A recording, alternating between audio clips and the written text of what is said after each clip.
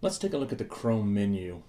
Let's just start off. So the Chrome menu can be found under these three dots. We call them the Dippin' Dots for some reason. But we're going to just start off by clicking on that. And what you'll notice is that there are several things that we can choose from here in the Chrome menu. The first one is called a new tab. And so if I'm doing browsing and I'm looking at several different sites, I can have multiple tabs open here. It's called multi-tab browsing. So if I click on that, what you'll notice is that that just brings up a new tab here. So I can have several tabs open at the same time, which allows me to go back and forth between those two. The next tab is a new window. So this particular browser here, this is a window, and within each window there's tabs. Now I may want to have a second window open. For example, if I'm doing research in one window, writing in another, I can do that.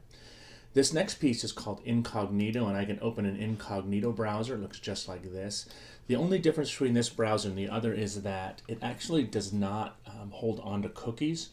So one of the ways that I've seen individuals use this is if you go to a site, for example, like a local newspaper, they will restrict the number of articles that you can read, and then they kind of shut you out. Well, you can actually use the Chrome incognito browser to stop that from happening. So if it ever happens, close incognito, reopen incognito, and it just acts like you're a new visitor.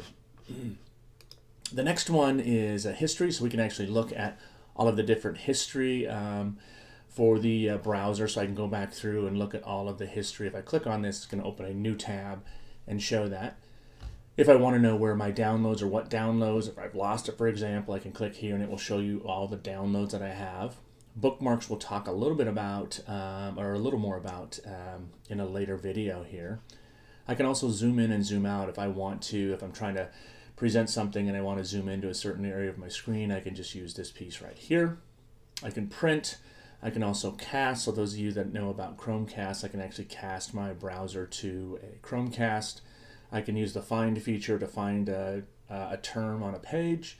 And then this gets into some different options here where I can do some look at my extensions and task manager and other things.